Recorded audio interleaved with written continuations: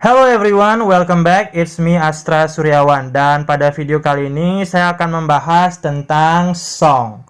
Song artinya lagu. Dan beberapa sub pembahasannya adalah yang pertama itu parts of a song, dan yang kedua adalah figurative language. Parts of a song artinya bagian-bagian dari lagu, dan figurative language artinya bahasa kiasan. Jadi kedua bagian ini, kedua pembahasan ini akan sangat sering kita jumpai dalam lirik lagu. Oke, kita langsung saja ke pembahasan yang pertama, yakni parts of a song. Bagian yang pertama itu namanya intro. Apa itu intro? Intro adalah awalan dalam sebuah lagu. Dan biasanya intro itu membentuk elemen penting lagu seperti kunci, tempo, ritme, serta energi dari lagu itu. Kemudian, bagian yang kedua itu namanya verse. Apa itu verse?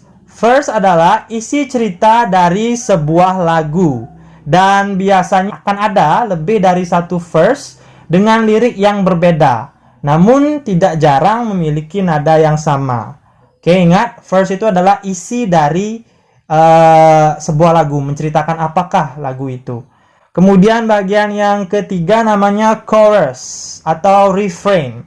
Chorus atau refrain mempunyai fungsi sebagai puncak dari sebuah lagu atau klimaksnya. Di mana chorus ini berisikan lirik yang sederhana dan diulang-ulang beberapa kali. Chorus sering digunakan sebagai judul lagu. Oke, sekarang kita lanjut ke bagian yang terakhir dari lagu yang namanya bridge. Apa itu bridge? Bridge adalah lirik yang dinyanyikan setelah lirik yang berulang. Dan biasanya bridge ini mempunyai nada yang sedikit berbeda dari verse ataupun chorus.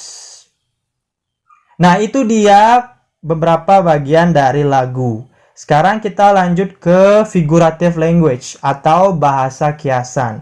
Ada beberapa bahasa kiasan yang digunakan dalam lirik lagu. Yang pertama adalah simile.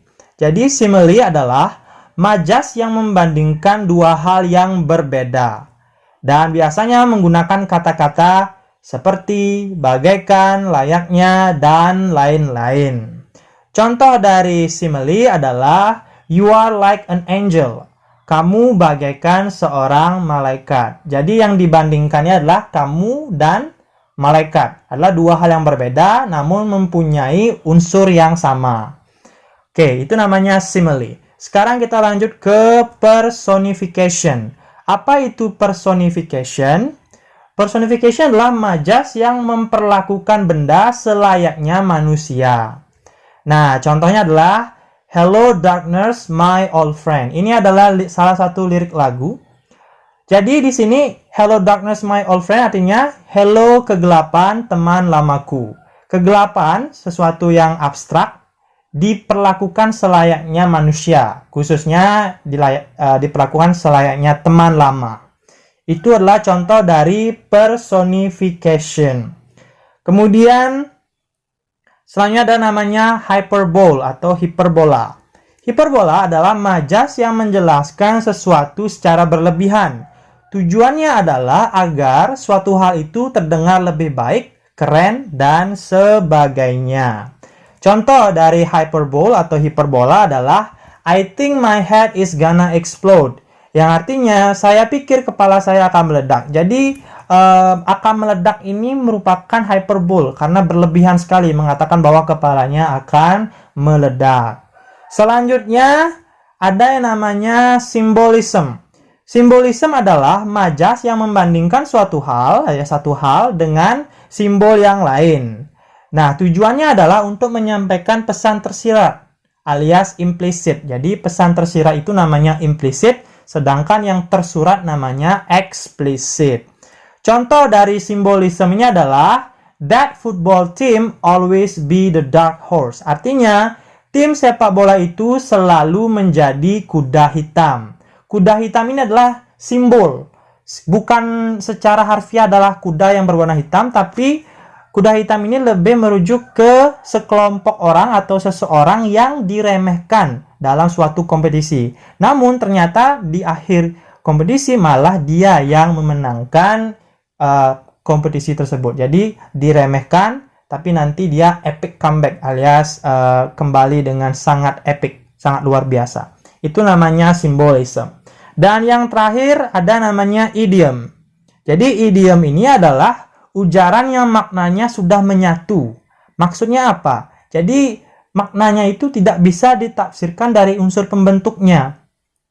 Jadi ketika kita bilang sepotong kue, yang dimana sepotong kue ini bisa dibilang kata yang sudah sering kita dengar ya, sepotong kue. Tapi dalam bahasa Inggris ada kalimat seperti ini.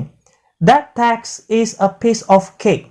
Nah, a piece of cake kalau kita artikan secara terpisah, itu artinya sebuah, piece artinya sepotong, dan cake artinya kue, maka kita bisa mengartikan bahwa that task is a piece of cake adalah sebagai tugas itu adalah sepotong kue. Nah, ini salah.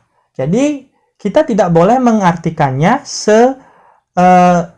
setiap unsurnya itu jangan diartikan satu persatu, tapi harus secara keseluruhan.